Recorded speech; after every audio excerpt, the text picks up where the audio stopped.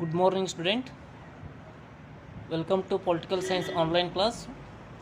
So, dear student, in the previous period, we was discussed about the 1935 Act, the Government of India Act 1935, and the Government of India Act 1935 have the 6 important details, and also we was discussed about the 6 important details also. So as well as today we are going to discuss about the some other commissions and 1947 Act.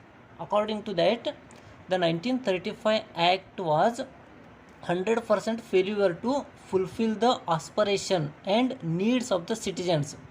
So when the 1935 Act was failure in India, in 1939 the Indian National Congress was demanded to the form the Constitution Assembly to India. So therefore in 1942 the British government was sent a Crips Commission. So in 1942 the British government sent a Crips Commission. Sir Stafford Cripps was head of the commission. So therefore this commission is named as the Crips Commission. It was sent to India in 1947, and the Crips Commission have two important proposals. Number one is the formation of Constituent Assembly to frame the Constitution at the end of Second World War. When the Crips Commission was came to India, at the time in the international level there is Second World War was going on. So therefore the British government through the Crips Commission they are gave the proposal that after the Second World War the Indians are free to formation of Constituent Assembly for the frame of Constitution. So this is the first one. First one is the formation of Constituent Assembly to frame the Constitution at the end of Second World War. And the second one is provide the dominion status to India. So whatever the 1909 Act, 1919 Act and especially 1935 Act. So these all acts are failure to provide the dominion. It means the independent status to India. So therefore the Crips Commission was proposal that after the Second World War, whatever the Indians are free to frame the Constitution, at the time they are provide the dominion status to India. Dominion status mean it is the independent status to India. So these are the two important proposals of Crips Commission. Number one is formation of Constituent Assembly to frame the Constitution, first proposal, and the second one is provide the dominion status to India. So this is the second proposal of the Crips Commission. So 1942 ಒಳಗೆ ಭಾರತಕ್ಕೆ ಬಂದಂತಹ creeps ಆಯೋಗ ಏನು ಮಾಡ್ತೀವಿ ಅಂತಂದ್ರೆ ಎರಡು ಪ್ರಮುಖವಾಗಿರ್ತಕ್ಕಂತಹ ಪ್ರಪೋಸಲ್ಗಳನ್ನ ಕೊಟ್ಟಿದ್ರಿ. Number one ಏನಪ್ಪ ಅಂತಂದ್ರೆ ಎರಡನೇ ಮಹಾಯುದ್ಧದ ನಂತರ ಸಂವಿಧಾನವನ್ನು ರಚನೆ ಮಾಡಲು ಸಂವಿಧಾನ ರಚನಾ ಸಭೆಯನ್ನು ಸ್ಥಾಪನೆ ಮಾಡುವುದು ಮತ್ತು ಭಾರತಕ್ಕೆ ಡೊಮಿನಿಯನ್ ಸ್ಥಾನಮಾನವನ್ನು ನೀಡುವುದು ಎರಡು ಪ್ರಮುಖವಾಗಿರ್ತಕ್ಕಂಥ ಪ್ರಪೋಸಲ್ಸ್ ಅಥವಾ ಶಿಫಾರಸುಗಳನ್ನು ಕೊಟ್ಟಿರೋದನ್ನು ನಾವು ನೋಡ್ತೀವಿ. So after the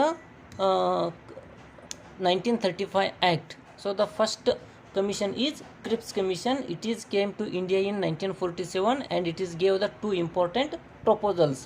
So afterwards after the Second World War, the another one commission was came to India and visited to India. So that is the Cabinet Commission. The Cabinet Commission was visited to India in 1946, and the Cabinet Commission, it was recommendation, the four important recommendations are there. Understood, students, what I say? After the Crips Commission, the another one commission is came to India and it is recommendation or proposals. Four important proposals are there. That is the four important proposals of Cabinet Commission. It was came to India in 1946. So according to that, the four important proposals or recommendations are: number one is the formation of Constituent Assembly with 389 members. For the purpose of the new constitution, the formation of the Constituent Assembly. So the Cabinet Commission gave the permission to formation the Constituent Assembly with the 389 members. So the Constituent Assembly consists 389 members, and these 389 members are elected by the British India and princely states. So this is first one, formation of Constituent Assembly with 389 members. Now the second proposal is the formation of interim government with the help of all political parties. So when the India become independent in 1947 August 15, afterwards or after 3 years back, the constitution was enforced in 26th January 1950. So during the 3-year term, there is a one government is there. That government is called interim government. So therefore the Cabinet Commission was recommended that, so in between the when the India become independent after the in the 1950, whatever the constitution is formed, during that time the interim government was working in India. So therefore the formation of interim government with the help of all political parties. During that time there are so many political parties are there in India. With the help of all political party, the interim government was formed in India, and this interim government work in India during the time of 1947 to 1950. So this is second one.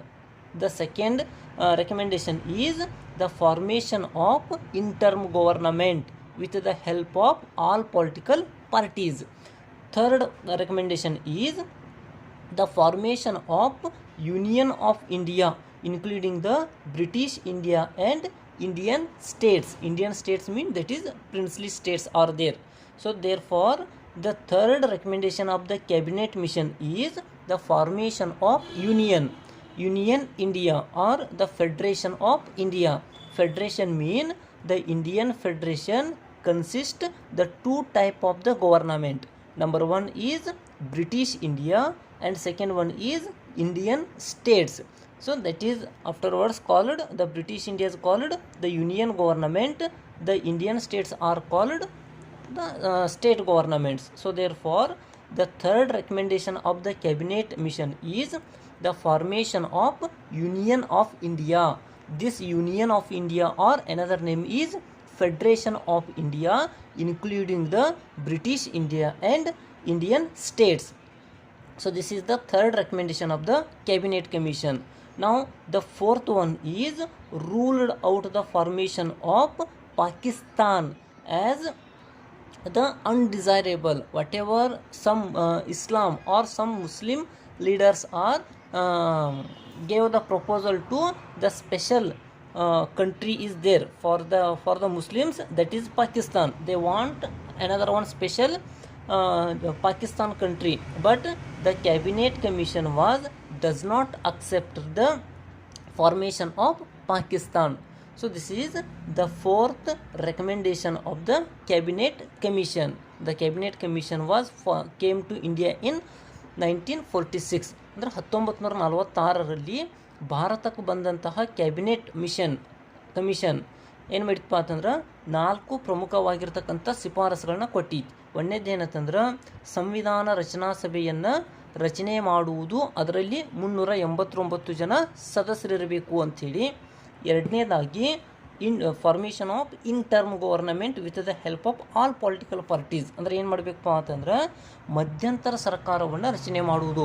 ಅಂದರೆ 1947ರಲ್ಲಿ ಸ್ವತಂತ್ರವಾದ ನಂತರ 1950ರಲ್ಲಿ ಸಂವಿಧಾನ ಜಾರಿಗೆ ಬರುವವರೆಗೆ ಏನು ಮಧ್ಯದೊಳಗೆ ಒಂದು 3 ವರ್ಷದ ಅವಧಿ ಇಲ್ಲ, ಆ ಅವಧಿ ಒಳಗೆ ಏನು ಮಾಡಬೇಕು ಅಂತಂದ್ರೆ ಒಂದು ಮಧ್ಯಂತರ ಸರ್ಕಾರವನ್ನು ರಚನೆ ಮಾಡುವುದು ಎಲ್ಲ ರಾಜಕೀಯ ಪಕ್ಷಗಳ ಸಹಾಯದಿಂದ. ಸೊ ಅದನ್ನು ಇಂಟರ್ಮ್ ಗವರ್ನಮೆಂಟ್ ಅಂತೇಳಿ ಕರೀತಾರೆ.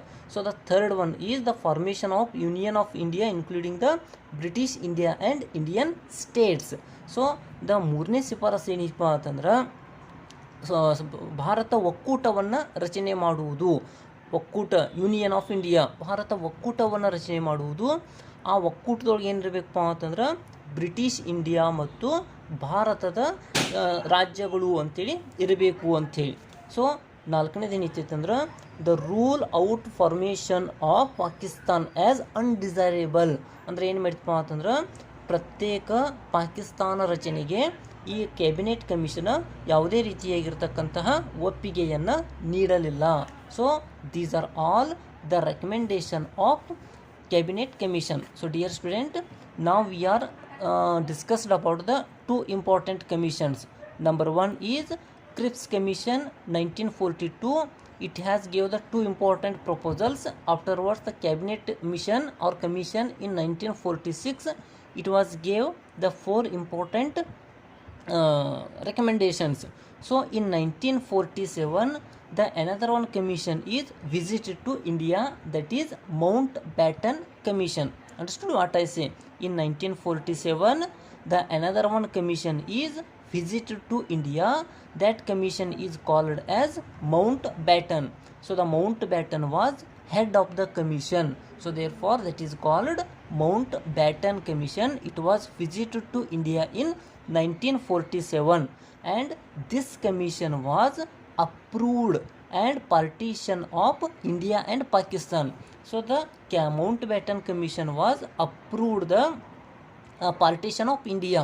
So based on the religion, the India was divided into two country. Number one is India, second one is Pakistan. India is consisting the Hindu religions and Pakistan is consisting the Muslim religions. So truly the India was partition on the based on the religion. So this is the only one recommendation of the Mountbatten Commission.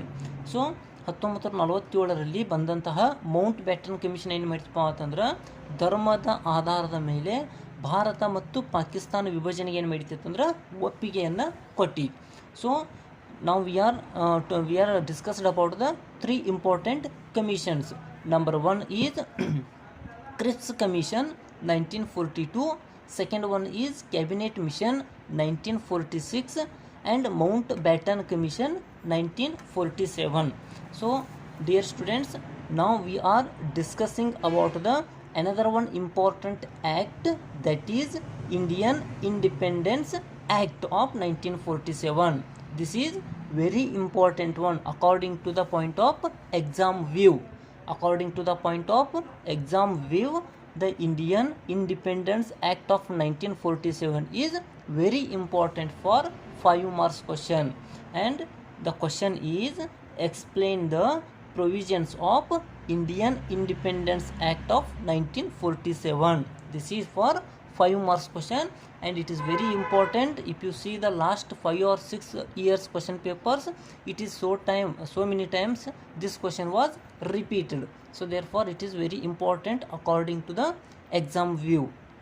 So therefore now we are going to discuss about the very important act, that is the Indian Independence Act of 1947. And this 1947 Independence Act have the so many important provisions are there. So number one is, so ಏನಾಗಿತ್ತಪ್ಪ ಅಂತಂದ್ರೆ ಈಗ 3 ಪ್ರಮುಖವಾಗಿರತಕ್ಕಂಥ ಕಮಿಷನ್ಗಳ ಬಗ್ಗೆ ನಾವು ನೋಡಿದ್ವು. Creeps ಆಯೋಗ, ಎರಡನೇದಾಗಿ cabinet ಆಯೋಗ, ಮೂರನೇದಾಗಿ Mountbatten ಆಯೋಗ. ಈಗ ಏನು ಮಾಡ್ತೀವಿ ಅಂತಂದ್ರೆ ನಾವು 1947ರ ಭಾರತ ಸ್ವಾತಂತ್ರ್ಯ ಕಾಯ್ದೆಯ ಬಗ್ಗೆ ಏನು ಮಾಡ್ತೀವಿ ಅಂತಂದ್ರೆ ಅಧ್ಯಯನವನ್ನು ಮಾಡ್ತೀವಿ. ಸೊ ಈ ಒಂದು ಸ್ವಾತಂತ್ರ್ಯ ಕಾಯ್ದೆಯನ್ನು ನೋಡಿದ್ವು ಅಂತಂದ್ರೆ ಇದು ಅನೇಕ ಮುಖ್ಯಾಂಶಗಳನ್ನು ಹೊಂದಿದೆ. It has so many important provisions.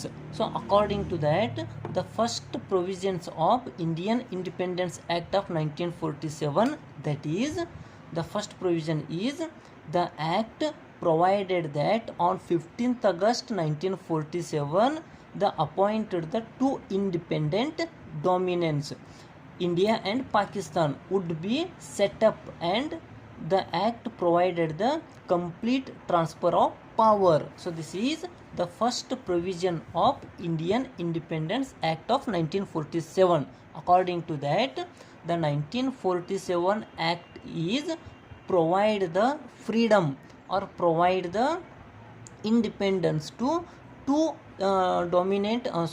two dominion country, that is India and Pakistan, and the independence is provided on 15th August 1947, as well as it would be set up the act provided to complete transfer of power. So after the 15th August 1947, the British government does not have any type of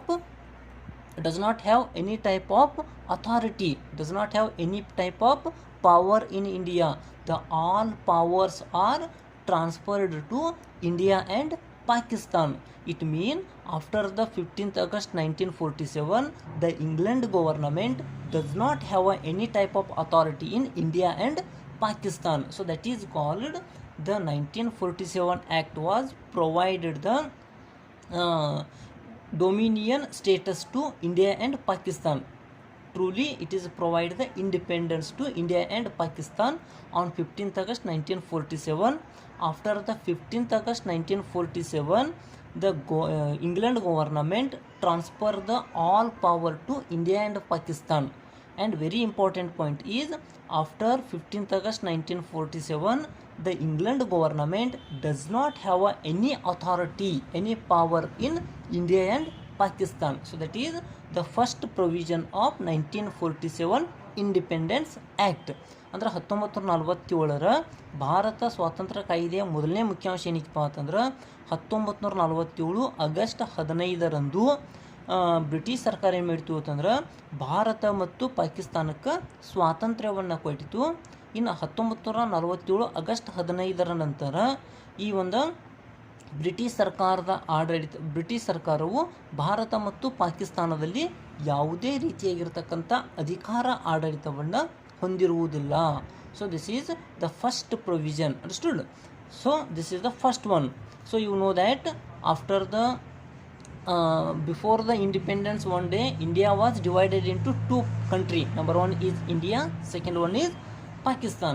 Afterwards the dominion status or independence was provided to India and Pakistan in 15th August 1947. So this is the first provision.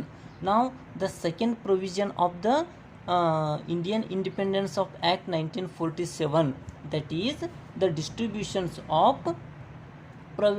provinces. So distributions of provinces ಅಂತಂದ್ರೆ ಪ್ರಾಂತ್ಯಗಳ ಹಂಚಿಕೆ, ಭಾರತ ಮತ್ತು ಪಾಕಿಸ್ತಾನಗಳ ನಡುವೆ ಪ್ರಾಂತ್ಯಗಳ ಹಂಚಿಕೆ. So the second one is the distributions of provinces. So when the India and Pakistan was divided, afterwards so many territories are merged in Pakistan and so many territories are merged in the India. So it is indicate that there are so many provinces are merged in India, there are so many provinces are merged in Pakistan. So that is called the distributions of power, provinces. So according to that, the one first point is the India got the so many territories. India got so many territories or provinces like Bombay, Madras, Uttar Pradesh, Central Provinces, Bihar, East Punjab, West Bengal, Assam, Delhi, Ajmer, Coorg, and so many others provinces are merged in India. Again I will repeat the names of the provinces.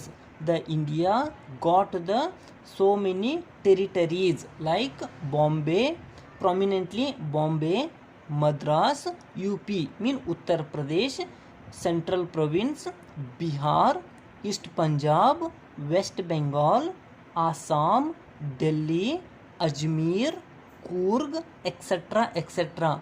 These all territories or provinces are merged in India. So this is first one. And some territories are merged in Pakistan, or the some provinces are merged in Pakistan, like that is called the second point in the second provinces. In the second point, that is the rest of India except some territories are merged in Pakistan, like Sindh, Balochistan, West Punjab, East Bengal, Sylhet. So some other territories are merged in Pakistan. Again I will repeat the some names. Some territories are, or some provinces are merged in Pakistan, like Sindh, Balochistan, West Punjab, East Bengal, Sylhet, and so many other provinces are merged in the Pakistan. Understood what I say? This is called the distribution of provinces. Some territories are merged in Pakistan and some territories are merged in India.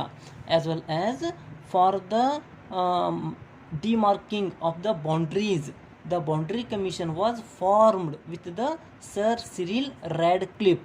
So the another one important work of the British government, that is they are partition the India and Pakistan, as well as the British government was appointed the boundary commission, which commission is marking the boundaries between India and Pakistan. So that boundary commission is appointed by the British government, and the chairman of the boundary commission was Sir Cyril Radcliffe. It is very important for 1 mark question according to the exam view.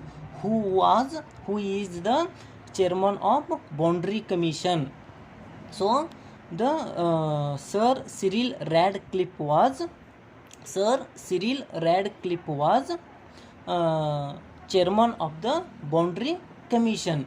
So this boundary commission is remarking between the boundaries, or remarking the boundary between India and Pakistan. So this is called distributions of provinces. ಎರಡನೇದು ಏನಪ್ಪ ಅಂತಂದ್ರೆ ಪ್ರಾಂತ್ಯಗಳ ಹಂಚಿಕೆ.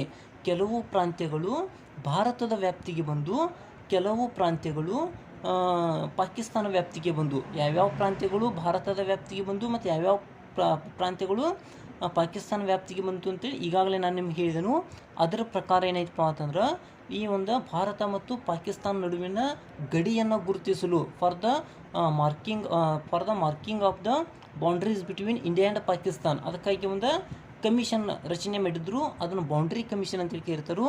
Sir Cyril Radcliffe ಅವರು ಏನಾಗಿದಾರಪ್ಪ ಅಂತಂದ್ರೆ ಈ boundary ಕಮಿಷನ್ದ ಅಧ್ಯಕ್ಷರಾಗಿ ಕಾರ್ಯವನ್ನು ನಿರ್ವಹಿಸಿದ್ದಾರೆ. So this is called the distributions of provinces.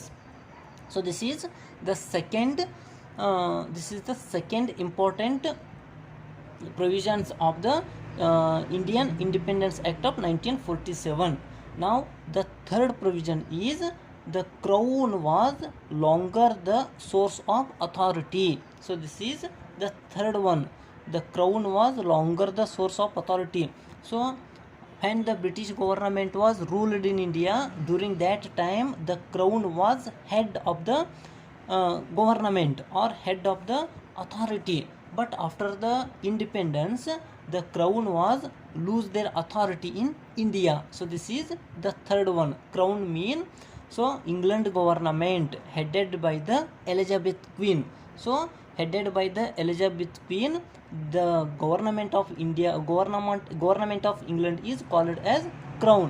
So therefore after the independence, the crown was lose the authority in India. So this is the third provision of the Indian Independence Act of 1947.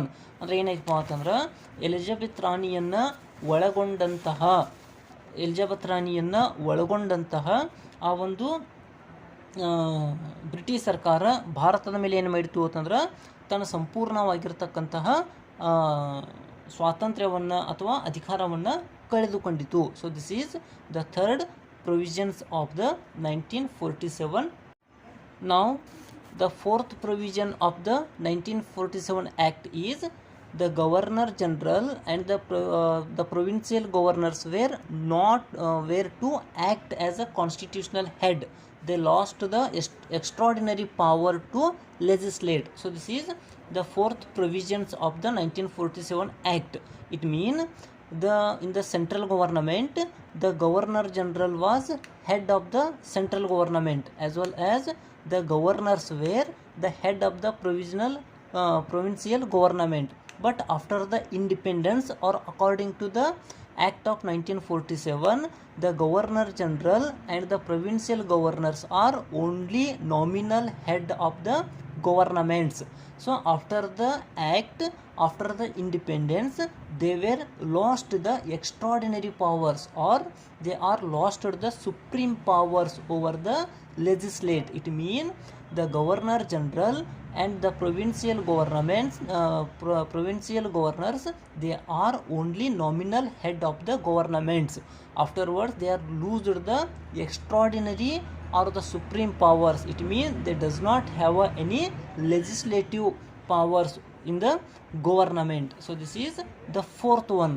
So ನಾಲ್ಕನೇದು ಏನೈತಪ್ಪ ಅಂತಂದ್ರೆ governor general ಕೇಂದ್ರ ಸರ್ಕಾರದ ನಾಮಮಾತ್ರ ಮುಖ್ಯಸ್ಥರಾಗಿದ್ದು, the provincial governors ಅವರ ಪ್ರಾಂತ್ಯಗಳ ನಾಮಮಾತ್ರ ಮುಖ್ಯಸ್ಥರು. ಮತ್ತು ಅವ್ರು ಏನು ಮಾಡಿದಾರಪ್ಪ ಅಂತಂದ್ರೆ ಕಾಯ್ದೆಯ ಪ್ರಕಾರ ಶಾಸನ ರಚನೆ ಮಾಡುವ ಅಧಿಕಾರವನ್ನು ಹೊಂದಿರುವುದಿಲ್ಲ. ಅವ್ರು ಕೇವಲ ಮುಖ್ಯಸ್ಥರಾಗಿ ಮಾತ್ರ ಮುಂದುವರಿತಾರು ಅಂದಂಗೆ. So the governor generals and the provincial governors, they were only nominal head of the governments and they are lost the supreme powers over the legislative authority. So this is the fourth important provision of the 1947 Act.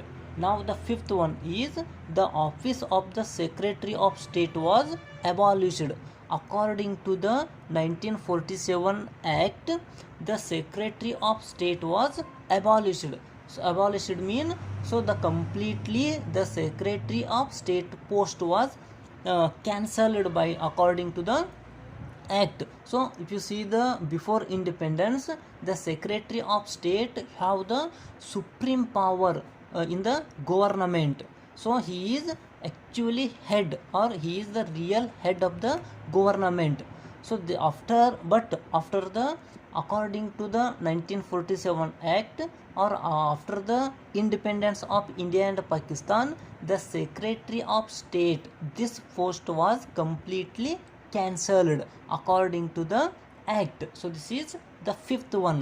So ಐದನೇ ಮುಖ್ಯಾಂಶ ಏನಿತ್ತು ಅಂತಂದ್ರೆ, ಸ್ವಾತಂತ್ರ್ಯದ ನಂತರ ಅಥವಾ 1947 ಕಾಯ್ದೆಯ ಪ್ರಕಾರ secretary of state ಅಂತಕ್ಕಂತಹ ಒಂದು ಉನ್ನತ ಹುದ್ದೆ ಏನಾಯಿತು ಅಂತಂದ್ರೆ ರದ್ದಾಯಿತು. So according to the act, or after the independence, the secretary of state was completely abolished. So this is the fifth one. Now the sixth one is, or sixth provision is, from the 15th August 1947, the British Crown, again I will told you, British Crown mean British government headed by the Elizabeth Queen. So therefore headed by the Elizabeth Queen, the British government is called as British Crown. Don't be confused. So the sixth one is, from the 15th August 1947, the British Crown lost the rights over India, and Indian states were free to join either Indian Union or Pakistan. So here one confusion is there. So after the independence mean from the 15th August 1947, the British Crown was lost the rights or powers in India and Pakistan, because the independence was provided to India and Pakistan. So when the India and Pakistan was independent country, during that time the British government does not have any authority in India and Pakistan. So during that time some princely states they were free, and they were free to join either the Indian Union or Pakistan Union. It is depends upon the princely states. For example, there are more than 532 princely states are there. For example, Junagadh, as well as Ajmer, Gwalior, Hyderabad, Jammu Kashmir, so Mysore, etc. etc. There are more than 532 princely states are there. After the independence, the all princely states are free to join either the India or join the Pakistan. It depends on the princely states. So this is the sixth important provision of the 1947 Act. So 1947ರ ಕಾಯ್ದೆಯ ಮತ್ತೊಂದು ಪ್ರಮುಖವಾಗಿರ್ತಕ್ಕಂಥ ಮುಖ್ಯಾಂಶ ಏನಪ್ಪ ಅಂತಂದರೆ, ಭಾರತ ಮತ್ತು ಪಾಕಿಸ್ತಾನಗಳು ಸ್ವತಂತ್ರ ಆದ ನಂತರ 532ಕ್ಕಿಂತ ಹೆಚ್ಚು ದೇಶೀಯ ಸಂಸ್ಥಾನಗಳಿದ್ದು, ಆ ದೇಶೀಯ ಸಂಸ್ಥಾನಗಳು ಏನದಪ್ಪ ಅಂತಂದ್ರೆ ಸ್ವಾತಂತ್ರ್ಯ ನಂತರ ಅವು ಸ್ವತಂತ್ರ ಆಗಿಬಿಟ್ಟು ರೀ. ಹೆಂಗೆ ಸ್ವತಂತ್ರ ಆದವು ಅಂತಂದ್ರೆ, ಅವ್ರು ಬೇಕಾದ್ರೆ ಭಾರತದ ಒಕ್ಕೂಟಕ್ಕೆ ಸೇರಾಕ ಅವಕಾಶ ಇತ್ತು, ಬೇಡಾದ್ರೆ ಪಾಕಿಸ್ತಾನದ ಒಕ್ಕೂಟಕ್ಕೆ ಸೇರಾಕನು ಏನಾಗಿತ್ತು ಅಂತಂದ್ರೆ ಅವಕಾಶ ಇತ್ತು. Understood? So the sixth one is from 15th August 1947, what ever the British government was losed their authority in India. During that time, the princely states they were free to join either the India or Pakistan. So this is the sixth one. Now the seventh one is the dominion of India became a fully sovereign of from the 15th August 1947, were absolutely free to frame the constitution. So according to the Act of 1947, or according to the Indian Independence Act of 1947, the India after the 15th August 1947, India was fully sovereign country. Sovereign country means fully independent country, and India is free to frame the constitution. You know that after the independence there is no any particular constitution to India. So therefore, after the independence, India is free to frame the constitution. So therefore, the Constitution Assembly was formed in 1946. All of you know that. So the Constituent Assembly have two important functions or two important rules. Understood what I say? So the Constituent Assembly have two important role. Number one is frame the constitution for India, or frame the constitution to India, and second one is functioned as a central legislature up to 1951-52. In between there are 3 years. The Constituent Assembly have a right to function as the central legislature. So these are two important role of the Constituent Assembly. Again I will told you, the seventh provision is after the 15th August 1947, India is fully sovereign country, mean independent country, and it is free to frame the constitution. So therefore there is a one assembly is there, that is Constituent Assembly. That is Constituent Assembly. That Constituent Assembly had two important rule. Number one is frame the constitution to India, and second one is functioned as the central legislature. So ಏನಾಯ್ತಪ್ಪ ಅಂತಂದ್ರೆ 1947 August 15 ನಂತರ ಭಾರತ ಒಂದು ಸಾರ್ವಭೌಮ ಸ್ವತಂತ್ರ ರಾಷ್ಟ್ರವಾಯಿತು. ಅದಕ್ಕಾಗಿ ಅದು ತನ್ನದೇ ಇರತಕ್ಕಂಥ ಸಂವಿಧಾನವನ್ನು ರಚಿಸಿಕೊಳ್ಳಕ್ಕೆ ಅವಕಾಶ ಇತ್ತು. ಅದಕ್ಕಾಗಿ ಅಲ್ಲಿರತಕ್ಕಂತಹ ಸಂವಿಧಾನ ರಚನಾ ಸಭೆ, the constituent assembly. So it has two role. ಅದೇನು ಮಾಡ್ತಪ್ಪ ಅಂತಂದರೆ ಎರಡು ಪ್ರಮುಖವಾಗಿರ್ತಕ್ಕಂಥ ಪಾತ್ರವನ್ನು ಹೊಂದಿತ್ತು. ಒಂದು frame the constitution to India, ಅಂದರೆ ಭಾರತಕ್ಕೆ ಸಂವಿಧಾನವನ್ನು ರಚನೆ ಮಾಡುವುದು. The second one is functioned as a central legislature, ಅಂದರೆ ಹೊಸ ಸರ್ಕಾರ ರಚನೆಯಾಗುವವರೆಗೆ ಏನು ಮಾಡಬೇಕಪ್ಪ ಅಂತಂದ್ರೆ ಕೇಂದ್ರ ಶಾಸಕಾಂಗವಾಗಿ ಕಾರ್ಯನಿರ್ವಹಿಸಕದ ಅವಕಾಶವನ್ನು ಪಡೆದುಕೊಂಡಿತ್ತು. So this is the two important role of constituent assembly. This is the seventh one. Now the eighth one is, or the last provision of the 1947 Act, that is until the new constitution was formed, the Act of 1935 would govern the center and province with the necessary modification. So this is the last provision of the 1947 Act. So until the constitution was formed, so because the formation of constitution, it is take the more than 3 years, all of you know that maybe. So therefore during the long term of 3 years, until the new constitution was formed, the 1935 Act would be govern the central government and the provinces government. So this is the 8th one. So 8ನೇ ಪ್ರಮುಖವಾಗಿರ್ತಕ್ಕಂಥ ಮುಖ್ಯಾಂಶ ಏನಪ್ಪ ಅಂತಂದ್ರೆ, ಈ ಒಂದು ಹೊಸ ಸಂವಿಧಾನ ರಚನೆಯಾಗುವವರೆಗೆ 1900 ಕಾಯ್ದೆ ಒಳಗಿರ್ತಕ್ಕಂಥ ಮುಖ್ಯಾಂಶಗಳ ಪ್ರಕಾರ ಏನು ಮಾಡಬೇಕು ಅಂತಂದ್ರೆ, ಕೇಂದ್ರ ಸರ್ಕಾರ ಮತ್ತು ರಾಜ್ಯ ಸರ್ಕಾರಗಳು ಆಡಳಿತವನ್ನು ನಡೆಸಬೇಕು ಅಂಥೇಳಿ. So these are all the important provisions of the 1947 Act or Indian Independence Act of 1947. So these are all the provisions of 1947 Act. So next period we will discussing about the another one important concept, that is interim government of India. Thank you.